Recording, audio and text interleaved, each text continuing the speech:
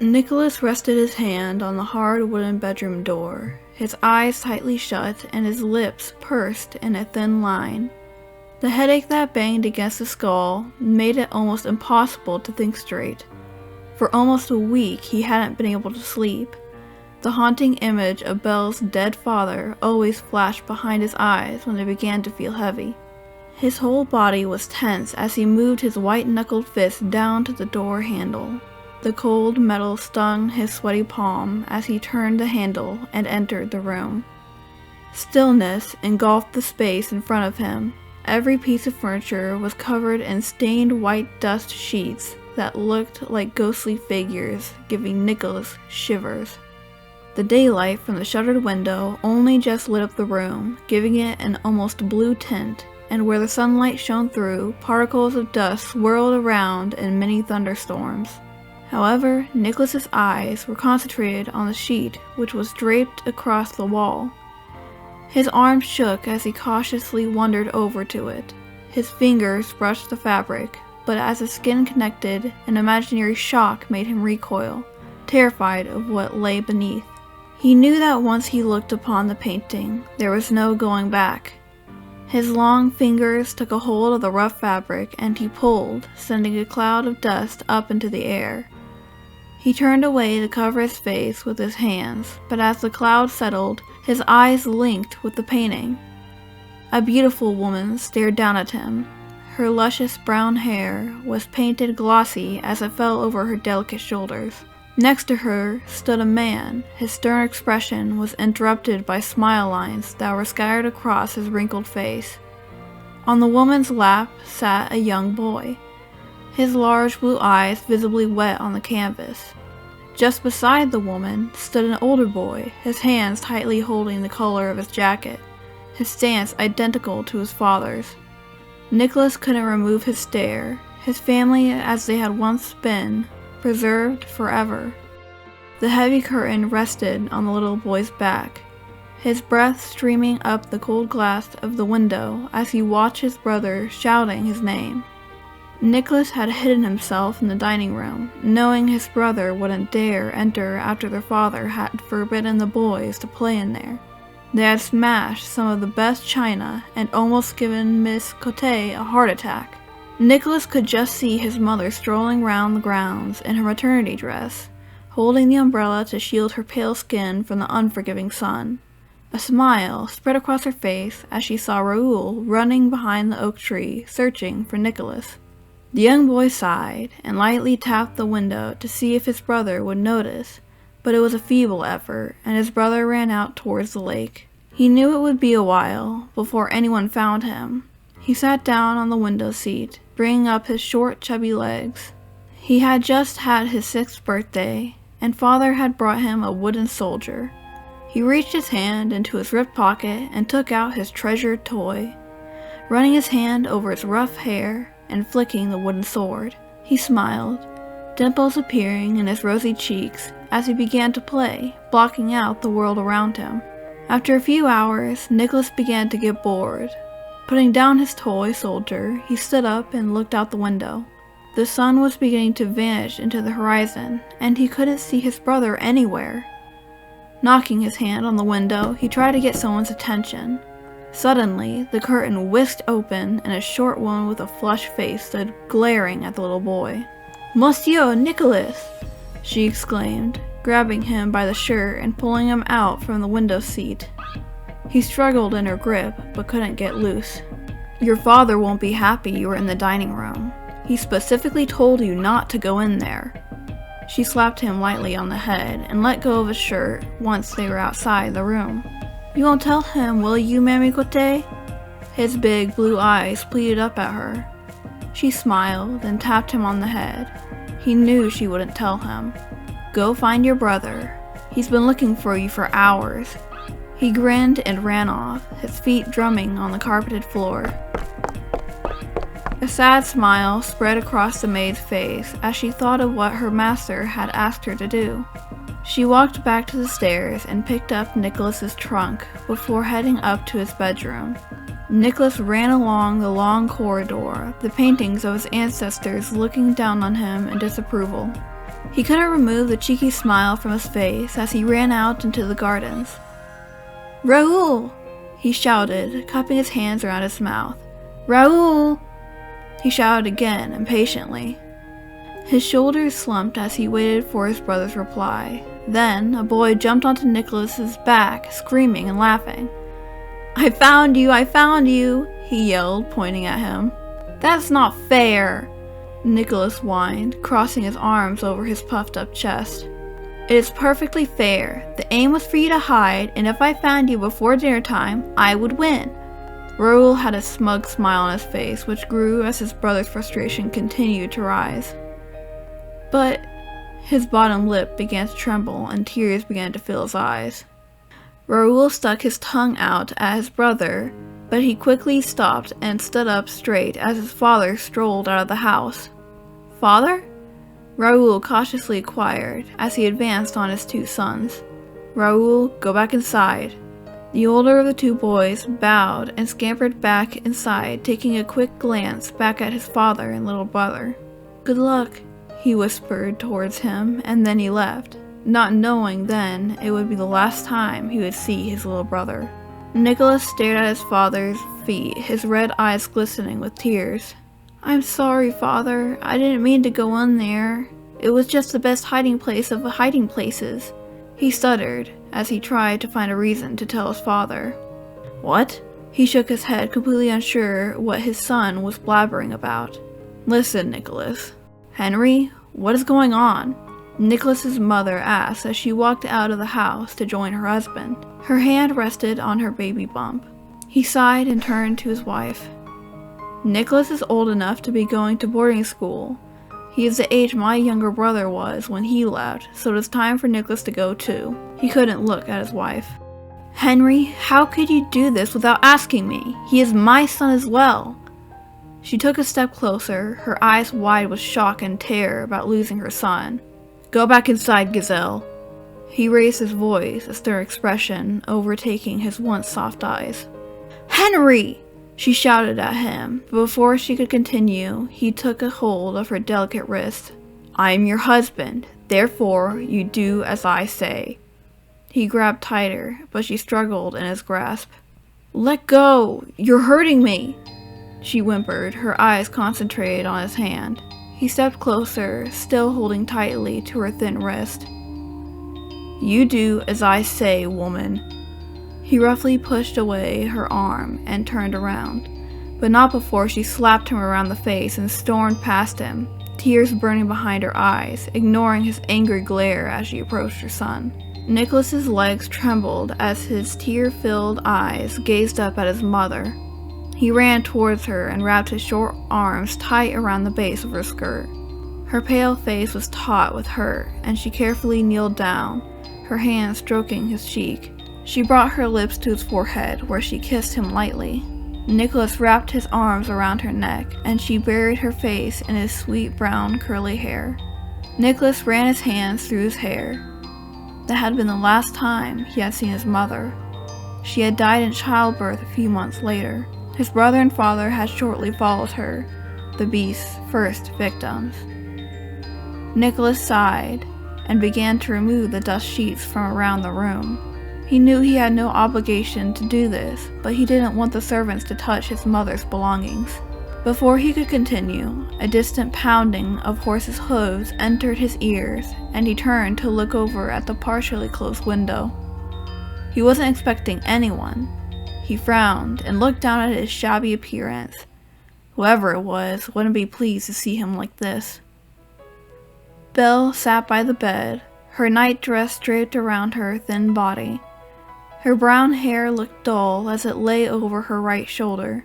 The hair that covered her forehead concealed the small red lines that were slowly healing. She plaited the bottom of her long hair and stood up, shaky on her weak legs. Her feet stung as she made her way to the bedroom door.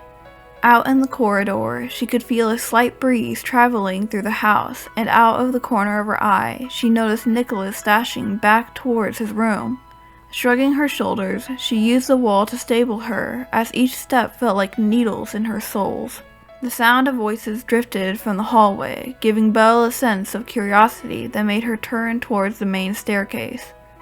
Her steps were slow, but she made it to the top of the stairs in time to see two men bringing through trunks and boxes full of someone's belongings. The two workmen stared up at Belle with blank expressions as they stained with the weight of the luggage. "What do you think you're doing?" a woman's voice shouted from outside the door. "That is very fragile property, you imbecile." The beautiful woman strolled through the front door, her huge hat more like a piece of art than a piece of clothing. Her delicate blue eyes rolled over the hallway, and her square jaw was clenched tightly with anticipation. As she examined the room, her eyes stopped on Belle. "Bonjour?" her tone accusing as she stared up at Belle with cold eyes. "May I ask what you are doing in my house, mademoiselle?" She advanced towards Belle, her gaze trying to place her. "I am a guest of Nicholas. He has invited me here, and at the moment I live here. I am sorry, but I do not think we have been introduced." A sly smile spread across the stranger's face. "Well, I am Sylvia, and may I ask what sort of relationship you have with the master of this house?" She seemed to look down at Belle as she began to imagine why Nicholas had her staying in the house. I assure you, I am simply a ward being cared for by a very kind gentleman." Belle gave her a sideward smile and didn't turn her gaze away from the woman's harsh glare. Before they could continue with their verbal battle, Belle heard footsteps coming up behind her. Nicholas stood in a slick pair of brown trousers, and his hair slightly damp. His face dropped as he noticed the guest standing in his doorway.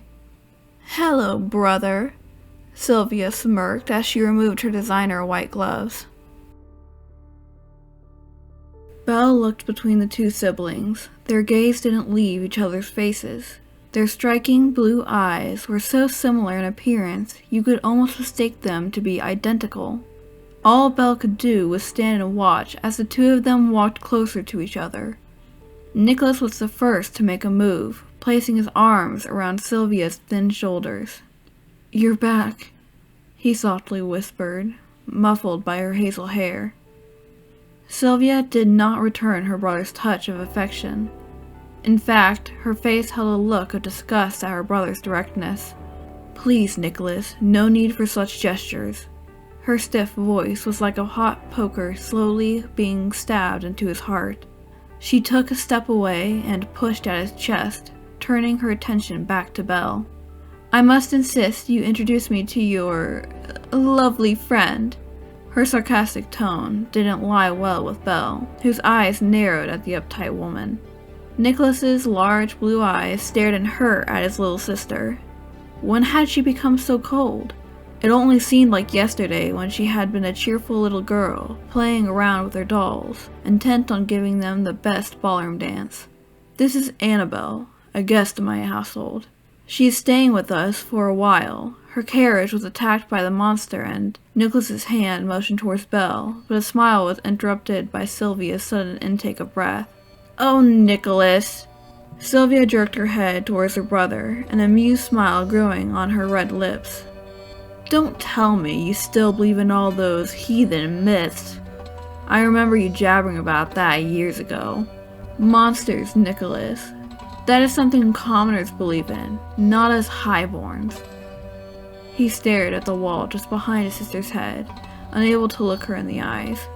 She did not seem to notice the hurt in Nicholas's face, but her face scrunched up like a bad smell had drifted under her nose. She turned in disgrace from her brother and switched her disapproving glare to Belle. "Tell me, Annabelle, do you believe in my brother's ignorance?" The woman laughed as if her brother's words were really such a stupid belief. "Yes, I do. The thing that killed my father was no creature of our God's creation. It was a monster from hell." Belle's voice was flat as she glared at Sylvia.